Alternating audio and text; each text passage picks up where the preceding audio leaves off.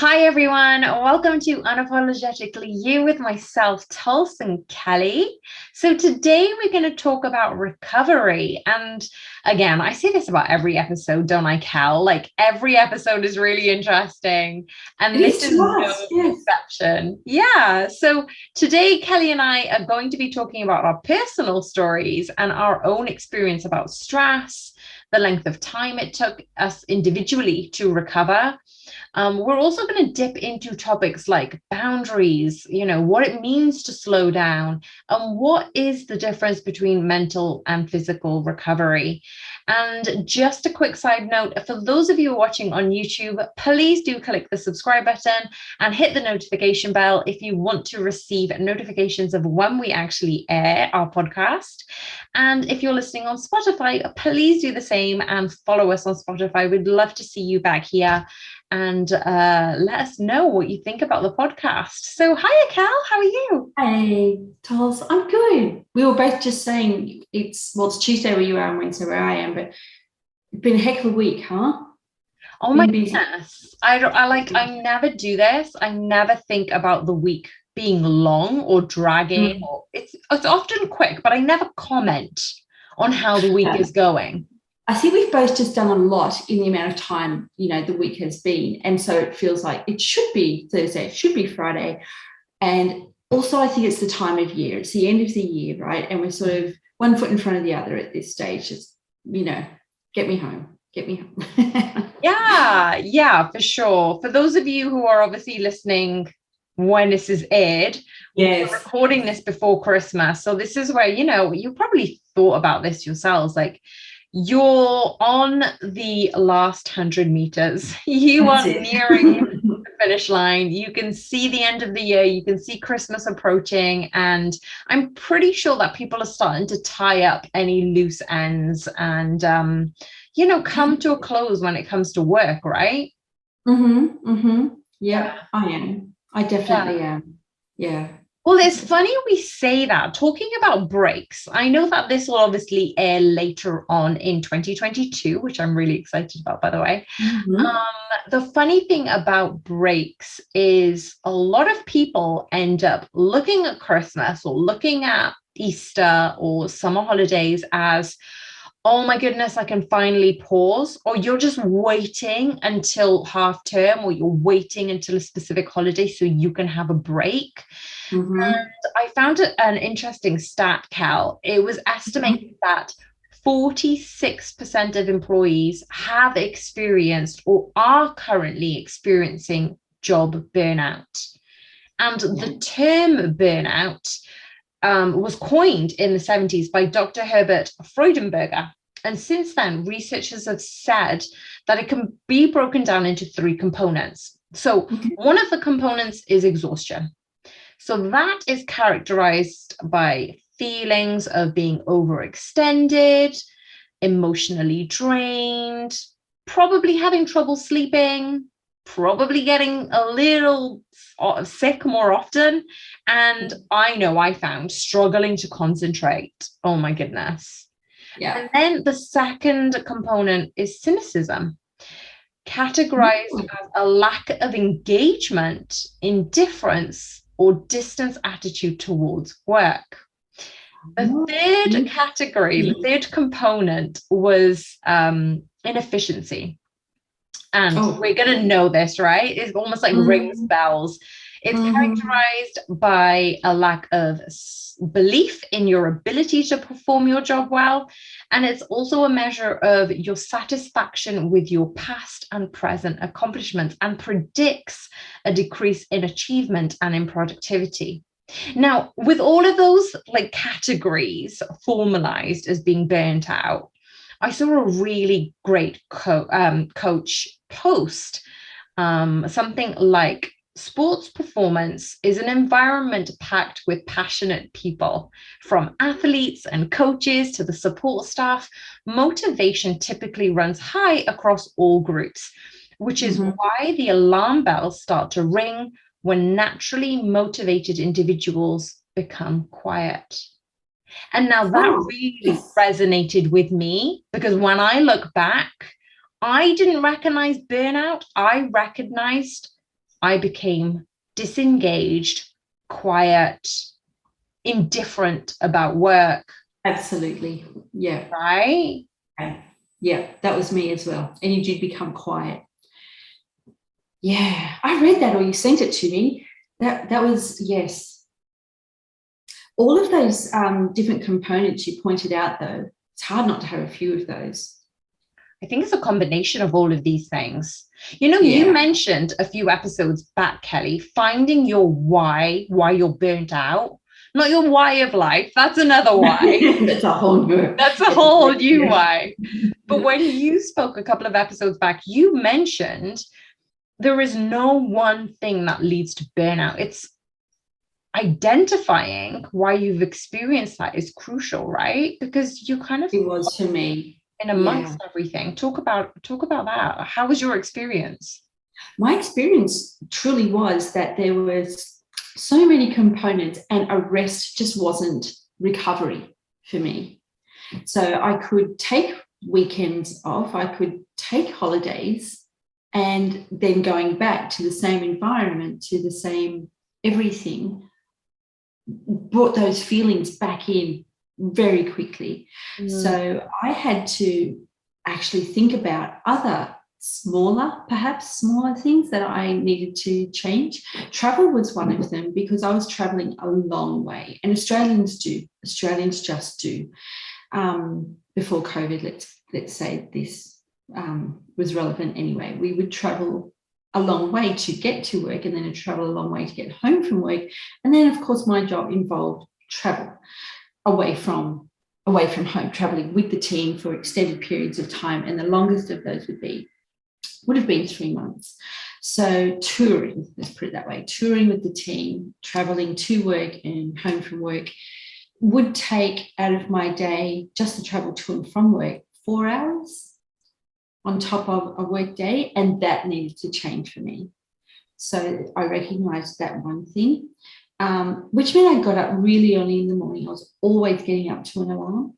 And on weekends with children, they're an alarm in themselves. So you don't sleep until you wake up. So lack of sleep as well. And I think there's always a period of time at nighttime where I just craved that peace by myself. I would stay up until I was the last one and just breathe out at the end of the day. You just breathe out, because no one asks why.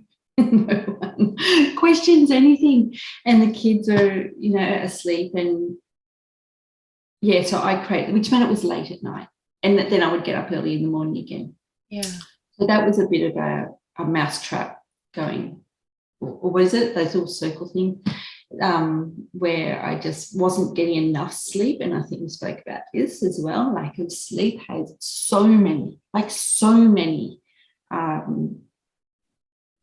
different things come out of that. So I wasn't sleeping well. I was traveling a lot, or I wasn't sleeping long enough. I was traveling a lot. And then I love being active. And so my job was active as well. So I was probably overactive and felt I needed to. And if I missed out a day, I was, a bit cynical about, I was also training for competition then too. Anyway, they were the 3 things I needed to be more sensible about how often I trained, or a bit more strategic about my training. My eating and hydration probably wasn't up to par at that stage either, because you just get too tired, Tuls. Yeah. And then I was tired on top of being too tired to do anything. I truly was tired, and the travel. So I would put that down to 5 things that I acknowledged that needed to change. And some of them were just little tweaks, right? And some of them were big life-changing things, like the travel, which meant my job needed to change. And it did. For sure. It did. For but sure. That was a big decision. Reassessing those goals, like, you don't identify burnout until it's almost like a big tower moment. You get hit by lightning, the universe kind of shakes you, right? There is something that is on the brink of breaking point, and you do get these vibrational warnings from, if you believe in the universe, if you believe in fate and destiny, your body is giving you signals energetically, when you're tired. Yeah, good point. Yeah. When your skin is bad, when your memory isn't functioning as correctly as it should be, when you are getting fatigued, when you literally can't even take in the conversation you're having sometimes. And that has happened. Yeah. Right. Yeah. Right. Yeah. And so the thing is, what you did was, I think the both of us did this, is we reached a point where we just couldn't. It was breaking point. We got so near the cliff, we were so near the cliff, we were about to jump, but then we didn't jump, kind of thing. But then we're able to now look back and say, okay, so what was the goal? Like, what did we need to reassess? I think that if we look at a corporate environment, because obviously we're taking sport into the boardroom, we're looking at burnout for professional women as well. And it's not just exclusive to women, for men as well. But in terms of, if you look at people in certain professions, not everybody has the necessary power or resources to make the changes that they need in the workplace to counteract burnout. But they can promote self-care and put themselves first. But you need to put in boundaries for personal care. What were yours then? If you've identified those 5 things, and you did at that time, what were the boundaries you had to put into place, and how difficult was that for you, Cal? I found it really difficult, and it didn't happen straight away either, even if I identified them, but I also identified them over time, and they were more like revelations to me, not like I didn't consciously think of them because I'm so clever. But Cal, you have a partner, so did your partner kind of like clue you in on some of this? No, like he was probably the same, just getting through the day. He was traveling as well for his role, and then children. Honestly, it's exhausting, but also the best thing you've ever done. I was going to say, it's a little advert for contraception here, guys.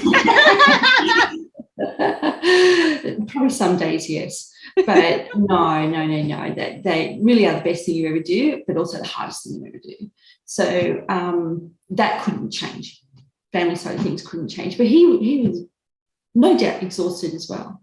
But what had to change for me, and things that I could change initially, was my training. I slowed down my training. I did actually get a diagnosis of glandular fever. So I would try to, I didn't decide not to train as hard. I could not. I got to the point where I just hit a brick wall. That was your big shakeup. That was your body warning you and telling you to slow down, right? It really was. It forced me to. I couldn't do it. I remember trying to do a box jump, and I really just skinned my whole I just totally missed the bobs. And yes, there was blood everywhere. And it was awful, but it was a defining moment. Like, it wasn't a hard thing. It wasn't something I hadn't done lots of times before, and I just didn't have the energy to get myself off the ground. So in my head I could do it, but my body would just did not respond. And so I took a break from that. I did try to go back too soon. I did go to a different coach. Especially when you coach yourself physically, Tuls, do you expect too much of yourself, or do you think you do? Because I think I do as a coach, and I've spoken to other coaches who say the same thing. It's better to have a coach than to be your own coach. For sure. But I'm laughing right now because I've got a funny story. This was pre-burnout. This was like on a normal year when I was just busy. And I remember going to a coach for Olympic lifting, right? And I'm still learning Olympic lifting. So this was like before my accreditation days. And so that I'm there, right, trying to do a clean, trying to do snatches. And I'm going through this. For those who don't know, Olympic lifting is very, very technical. Like, it's supposed to be so seamless, but to try and get to the seamless stage, it takes a lot of hours, a lot of practice, a lot of technique. And so I'm just at the beginning phases of Olympic lifting, and I've got a highly educated coach in front of me, a very knowledgeable guy, right? And so I'm there just practicing and practicing and practicing and practicing. And I went probably triple the reps that I needed to. And my body just wasn't listening. And I just couldn't get it. And I'm like, I know in my head what I need to do. And my body just wouldn't respond. And then all of a sudden I got to a stage where I'm like, it's just not sinking in. It's just not going right. And I still kept going at the bar. And then the coach came along and he was like, do you think there's enough reps there? Do you think you've done enough? And sometimes the break, you just need the break. You just need to pause. You need to step away. You need to just give it a night's rest and just come back to it whenever, because our brains are really clever. Our body's really clever. It adapts. But sure, yeah, right? Would you ever have expected a client or an athlete to do that in front of you until they got no way. Like I would have looked at the reps and gone, Tuls, what are you doing? We've asked for 6, you've just done 21. Like, what are you doing? Right? That's what I mean. Like, I say everybody says they're really hard on themselves, but why do we expect so much of ourselves when we're coaching our own athlete? I don't know. This is why I can't be my own coach. Same thing. If I ever did that to an athlete, I'd be really disappointed in myself. And plus, you'd wreck the loading for the week and you would throw everything out of whack. So you would never do it. But to yourself and to myself, I was expecting more time, more effort, more everything, And so when my body just denied me the ability to do it, I did stop for a little while. But that was enforced rest, though, right? Did you actually? No, that was in the midst of it, but I didn't acknowledge it or recognize it. Okay. Because you're just putting one foot in front of the other, right? You just and not thinking. You're not thinking, because then it's an automatic thing. I go to the gym or I'm training at this time, and so you do it. But what was I saying? I took a break, but then I went back too early, and I was at home, and then I lived in the Blue Mountains where there's quite lovely hills for hill sprints, lovely hills. And so do you know what I went back to do? Like after my break, I didn't like ease my way into it. I did hill sprints. Oh, straight away. I know, straight into it. And on one of them, I felt a funny twang in my foot. It wasn't pain, it was just like a weird, and it almost went numb. Well, it went numb afterwards, but then I could still walk on it. And I'm like, oh, I can still walk. So I went down the hill again, and it felt fine going down the hill. But then when I ran up the hill, it still felt funny, like numb, like it wasn't part of my body. And but I can still run. So I did it again. And then I walked home from the hill sprint. And then the next day, my foot was a big elephant foot. It was puffed up. There was definitely an injury there. Yeah. So, but what I did was I went to work and saw the physio at work. I know. And he said, yeah, we need to get scans on this. So I went and got scans on it, and I had torn fascia off my calcaneus on the bottom of my foot. So that was truly, I couldn't do anything after that. I was in a boot. I could hardly walk. It was a challenging recovery, and I was told by the physio that I probably wouldn't hill sprint again for a year. Oh my gosh! But I tried. Brutal. I know, but I tried, Tuls. This is the thing. I tried. I went, oh no, it feels okay. I can do it, but I couldn't. I was like a sloth going up the hill. I was really slow. So, but that's how far I got into it. Yes. Into the spiral downwards before. Like I truly did not even make the decision in the end not to train up. My body just went, you can't. I'm going to stop you doing this. And that's the point. What we're trying to get at here is a lot of people don't recognize how far they've gotten. And it's almost like you keep walking and you keep walking, or you're running or you're sprinting, whatever you're doing, and you're so far gone, you can't understand how far gone you are. And sometimes it does need somebody else. Like for me, I had a friend give me that intervention, and even then I couldn't even understand what they were saying. But I recognized that it was something that was unusual.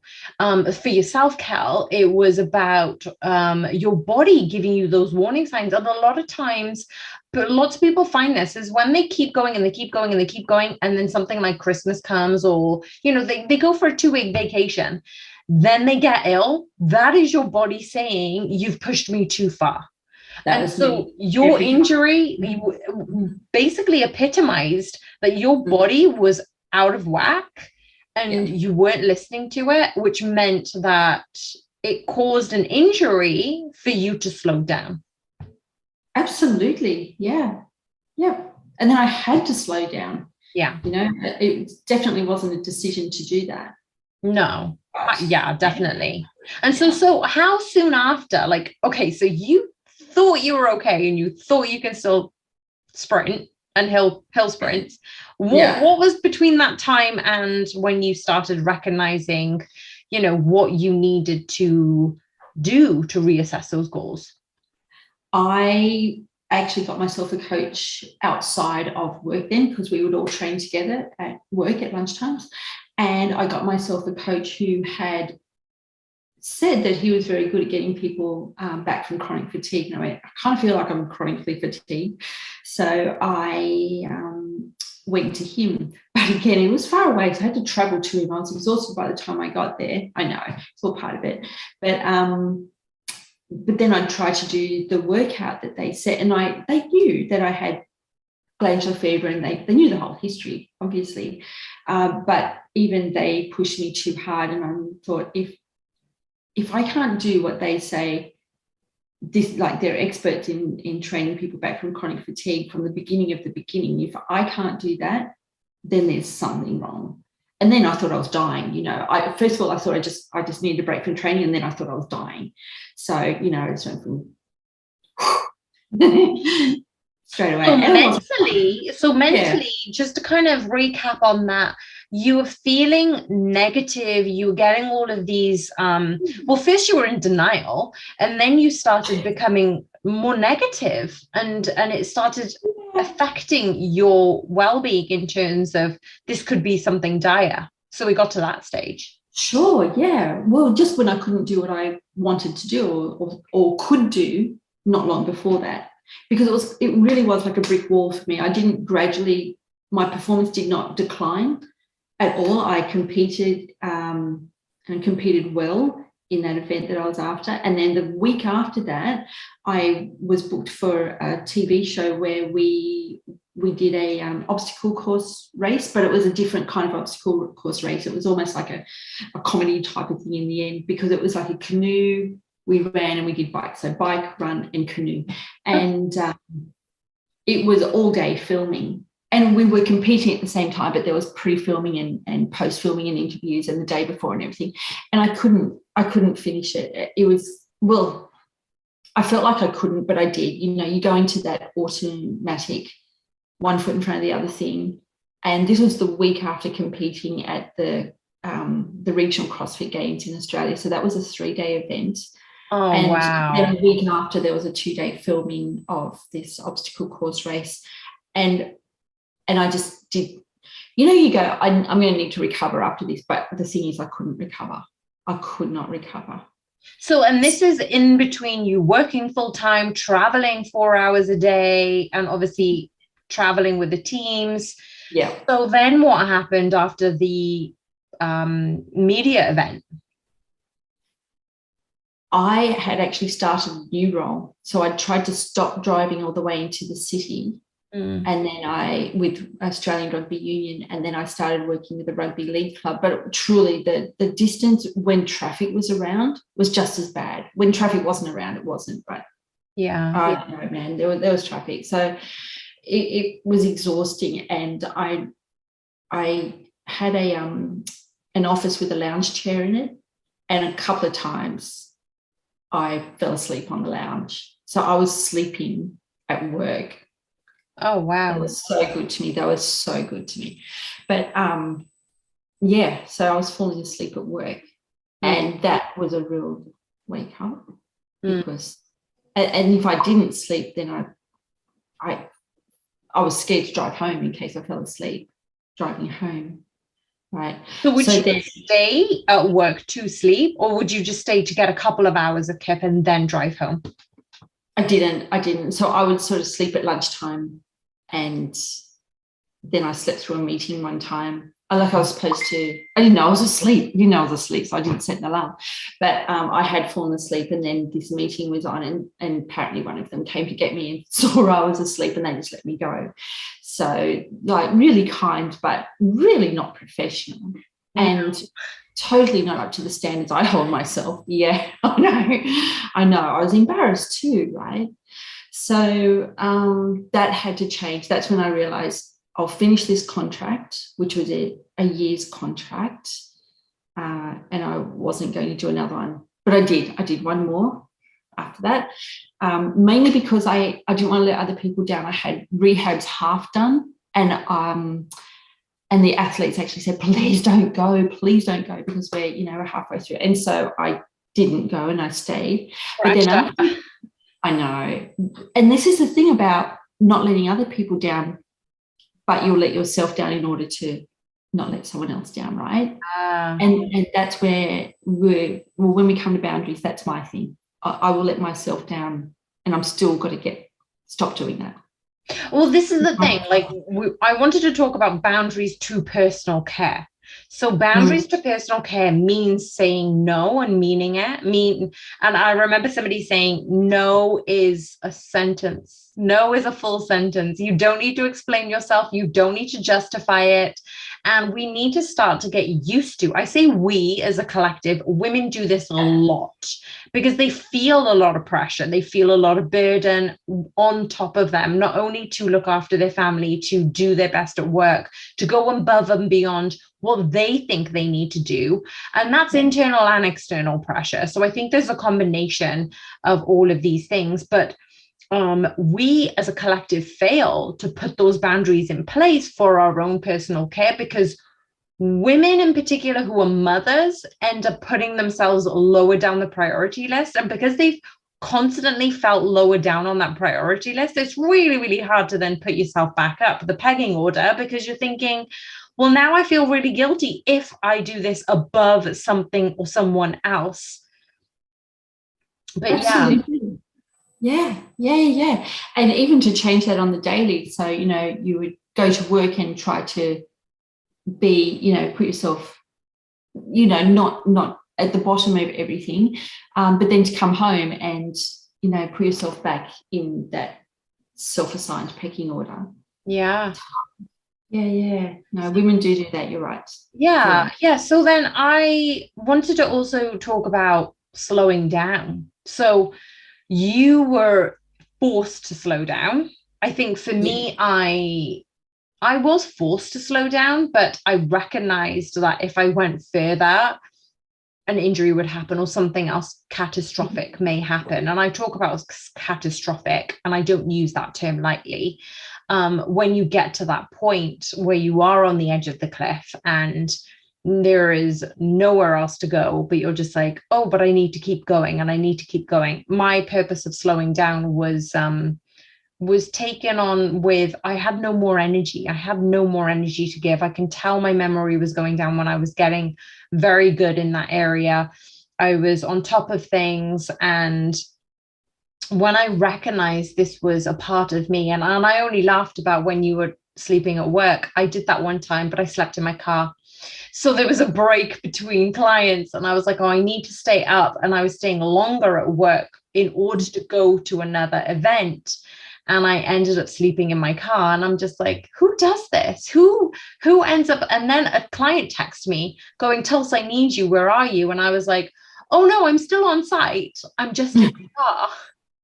And I'm just like, what am I doing? Again, bend over backwards for clients, and you don't put your personal care as a priority, even though at that point I was like, I'm officially off, but I still went back online, back on to speak to clients because they needed me, kind of thing, essentially. And so for me, instantly it was about, doing yoga, because I physically couldn't exert any energy into strength training or let alone cardiovascular work in the gym. And so for me, I know now, so I'm going to skip a few years. I know now slowing down is super important, especially now on my own business. Like I've been self-employed for the last 14, 15 years, but slowing down to the point of I don't need to push myself to the point of, okay, I'm an entrepreneur. Yeah, I'm a business person. Yeah, I've got all these projects on the go. And yeah, I need to keep on top of it all. Wait a second. I saw something really good lately, and it says, don't be afraid of the white spaces in your calendar and be okay with it. Because I always thought I needed to fill every single gap with everything. And now I prioritize putting in a break. Now, for some people who are looking at me or thinking, well, of course, yeah, you have your morning break or your tea break or your lunchtime or your afternoon. And I was like, that didn't exist with me. And I don't know whether a lot of coaches had that either. Like that didn't exist when I was coaching. And I would pick up, even during my lunch breaks or pauses, I would still be on call. Like I would go get my lunch and then I'd meet somebody in the cafeteria and we talk about their injury, or we talk about their program, or we talk about them coming into the gym. I was never offline unless I was in my car and my phone was switched off, which never happened. But now I'm in this place where I've learned all the lessons. I've got a lot of the tools in my toolkit. And one of the things is it's okay to see white space. It's okay for me as well to book in a break, to actually put in my diary, I've got a break. Now, bearing in mind, if I'm on a roll or if I feel actually I can probably shift this break and have a call in that, I'm okay with that because I don't have as much as a packed schedule. Bearing in mind, I've got loads of projects up in the air. But I think that Dirks and Baker, I found in 2014, they said that burning out recovery was actually hampered by work-home interference. And that's when our home and work conflict, right? So they argued that the smartphone and the use of the smartphone after hours meant that people were risking working at home. And specifically, like I did in my car, I'd receive text message about work after working hours, or I'd actively be checking email after work hours. And they actually conducted a study where they were researching these participants, and they put these participants into two groups. And those who use their work smartphone after hours and those who didn't, right?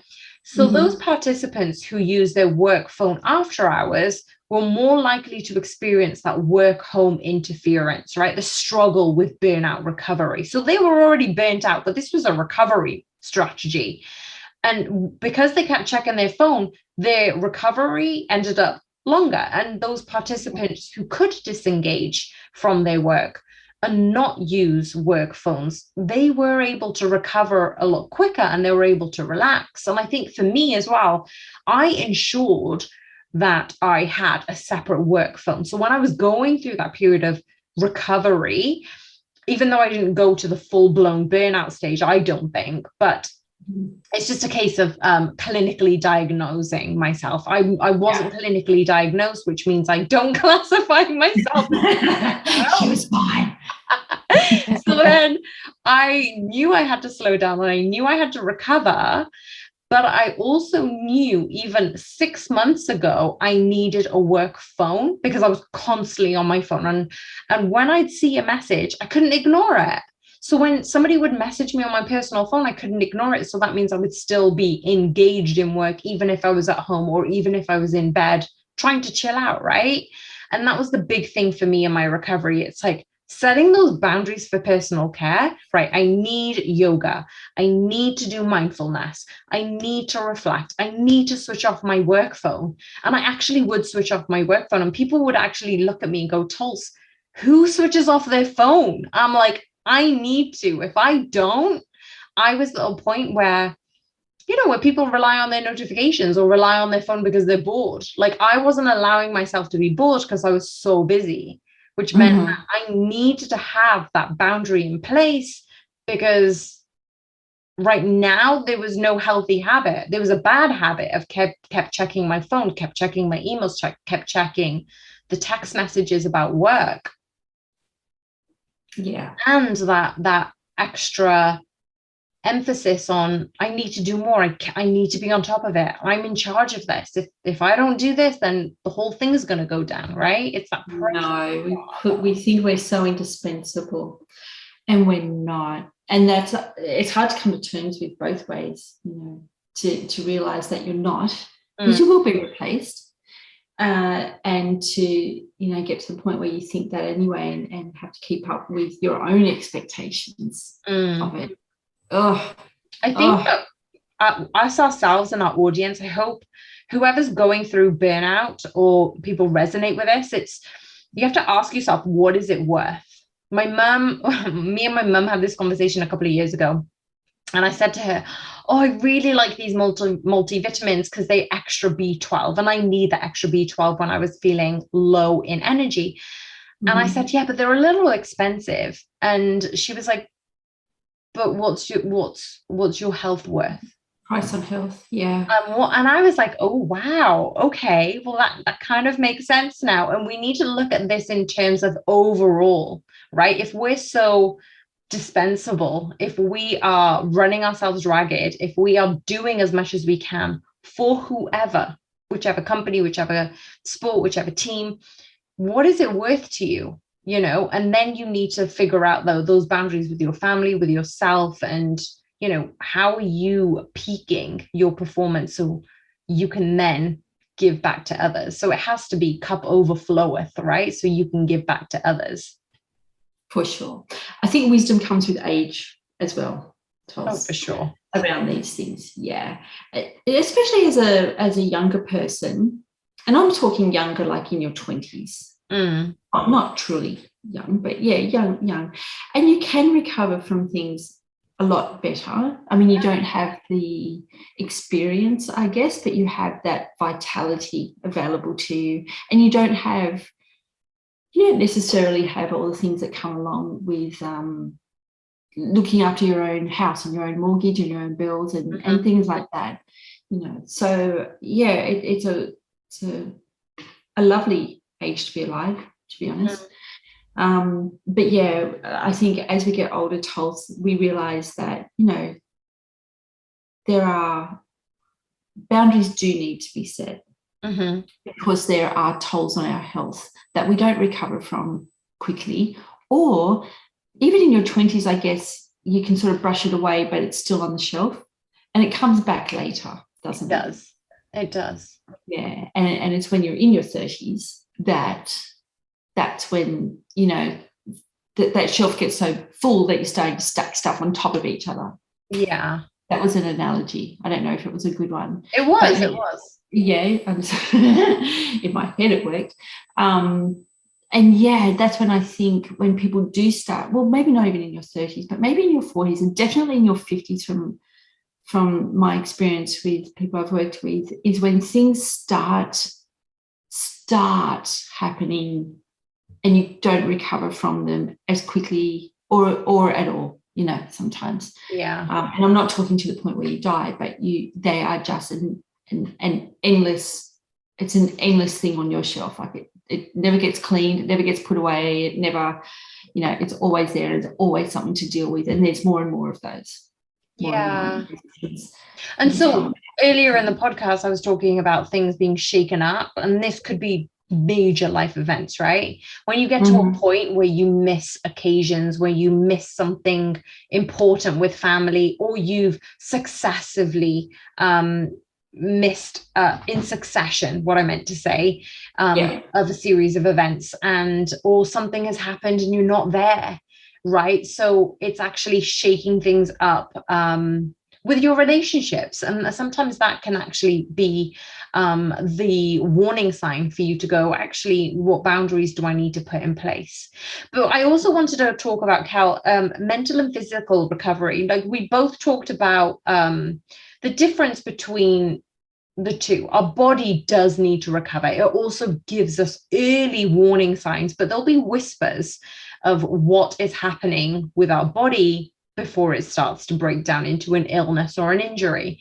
And it's so funny because the research I was just reading on Dirksen Baker and they actually said that overwhelmingly, the research suggests that daily recovery efforts are more important than waiting for a weekend or a vacation.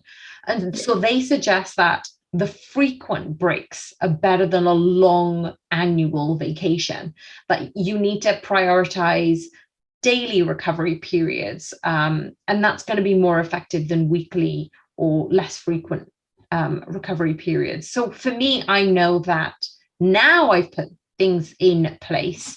Like I said, even though there are multiple things that are occupying my brain, it still doesn't mean, I think I need to battle with guilt. So guilt-free self-care and, Yes. guilt-free actually putting boundaries in place, because for me, I'm just like, well, I know the bigger picture. And if I'm not able to maintain this level of energy, as you just so rightly said, in the 20s, it's an abundance, but we do need to take care of ourselves mentally and physically as we get older. So how can you cultivate that? So for me, it would be like sitting quietly with my thoughts, avoiding social media, because I'm hot on Instagram, social media. Like there's so many things going on with the podcast, with fitness checks, with the new program. There's so many things going on in my head. And I'm like, okay, so I need to do this, I need to do that. And there's other things on the sidelines that me and Kelly are probably going to be announcing in the next few weeks. But even like going out for a walk without headphones, personally for me, doing yoga, say, for example, without music, or sitting and listening to classical music without anything in front of me and gazing into space. Like I'm a Pisces, I can do this. I can just dream. But for a long time, when you are conditioned to check the notifications, to check your phone when you're bored, to put the TV on because there's some sound in the background, to fall asleep to music because you can't switch off your thoughts, like that is a warning in itself. Like you should be alone with your thoughts, because what are you running away from? And that took me a little while to get to that point. That's interesting. I rarely go for a walk without earbuds in, but I don't always listen to podcasts. Sometimes I do love my podcasts. I don't always listen to music except for this particular type of music that I was, oh gosh, there's a guy, what's his name? Andrew Patsoulis. And he works with athletes' mindset. And so when he did courses, I sat in on them. And there was one particular thing that he recommended we listen to. And it's like there's a certain beat to it, but really the beat sits behind like rain. Is it like a binaural beat that you get? I think it is. I'm trying to think what hertz it is, but I can't think without looking what it is. But anyway, I can tell you later and we can put it in the bio. But yeah, it's like rain, you just hear heavy rain, which is so relaxing anyway, but there's this beat, like you said, binaural beat behind it, and it works. It works for me. So it perks me up, I think. There's more clarity to my thoughts, and that's what this particular beat is meant to do. There are other ones that are for sleeping, and there's lots of different ones, isn't there? Peace and and this is what I was talking about, brainwaves. So alpha, beta, theta, and delta waves. Because they happen in different areas of concentration, focus, sleep. Certain meditations have now tapped into putting that into song to get people to concentrate, to sleep, to do things like that. Well, it works for me. So when I say I wear my earbuds, and I do, but I listen to this rain, and it's half an hour of rain with beats behind it, and even on a sunny day. I don't really recognize it as rain. It's just a constant white noise. I got you. I love it. But I think like everybody is individual and they need to find what works for them. So I remember when my headphones ran out of battery. So my headphones are linked to my Bluetooth, so it's not directly connected to my phone, which I find helpful. But having them charged or not charged, and then all of a sudden it dies while I'm in the middle of a walk, sometimes that's actually a good thing. I'm like, okay, so now I get to take in the sounds of my surroundings. Now I used to do this a lot when I was running. You know, when you go through anything that's pressing on your mind, you almost like self-reflect on it, and the exercise and actually having that period of time to ponder on it helps you come up with a solution or go through the process. But I feel like sometimes that quietness is so rare these days that you do need to cultivate it. And a lot of times people who don't sit quietly means that they more often are avoiding something. They're avoiding what's actually in their heads because they don't want to process it. And I'm then obviously looking at recovery is different for everyone. Burnout recovery have to, at some point, researchers pointed out, and I'll put the research down below. They were talking about 3 daily activities. So if you can find 3 areas, like the social activities, low cost activities, and physical activities, they aid burnout recovery. So you're looking at spending time with friends and family at home or outside of the home, taking part in social activities with other people outside of the home. Then your low cost activities are like lying on the couch, watching TV, doing nothing, napping even. And then the physical activities is like participating in sports or yoga or exercise or things like that. So all of those things can actually aid the recovery, but it doesn't mean that they alone can support you or they are the only tools in the toolbox to help you. Yeah, no, absolutely. And I think, like we tell our athletes, Tuls, there are 3 main things that are going to assist your recovery daily, and that's hydration, sleep, and food. And what is the saying? You can't out-sleep a bad diet, but you can't out-eat bad sleep. And you can't, hydrate yourself out of a poor sleep as well. So they are equally important to each other. And maybe at the very beginning, if people are like, well, I can't change my job. I can't give my children away. I still have to walk the dog, but things like that. There are things that are non-negotiables in life. Yes. But the things that you can change subtly or fully on the daily is how much you sleep or the quality sleep. The quality sleep you get, how well you hydrate and how well you nourish your body. And I think that's where we need to start. Yes. And then chip away at the other ones. And when you go. And as we're on this recovery, don't be afraid to ask for help. If somebody is around you and can support you on this, even hold you accountable. If you say, I'm going to sign off at 5:30, 6:30 at night, or I'm going to do something that will aid my creativity. So, go read something, go paint something, go play a musical instrument, or listen to a podcast. Invite people, tell them about it so they can hold you accountable for your own well-being. Because sometimes, like we said earlier, we are hard on ourselves, or we do end up negotiating our own boundaries for self-care. So why not bring other people into the mix and help and give them the understanding of, this is why I'm doing it. This is why I want to create a better version of myself for me and for those around me. I would like to put this habit into place. Will you hold me accountable, or will you support me if something crops up after, say, 5:30? Are you able to take on these responsibilities if I go home and I don't feel the burden that I need to pick things up? And most often than not, people will support you, right? If you're in work and you say, I'm feeling overwhelmed, I need support in this area because of this, unless you've got a really toxic environment, that's probably something else to consider. But you should have a collective around you, whether it's at work or at home or things like that, who you will find people who will support you. Always. There's always someone, and it doesn't even have to be someone close to you. It can be someone you barely know. Exactly. Yeah. Yeah. Yeah. And it doesn't have to be a professional person either, except for certain, sides of things. Yeah. Yeah. But, just, don't be afraid to ask for help, I think is the message there. Yeah. And just to close, like, I don't know about you, but I wanted to ask one final question of how long does it take to recover? So obviously, last bit of science for you guys. I promise I won't bombard you any further.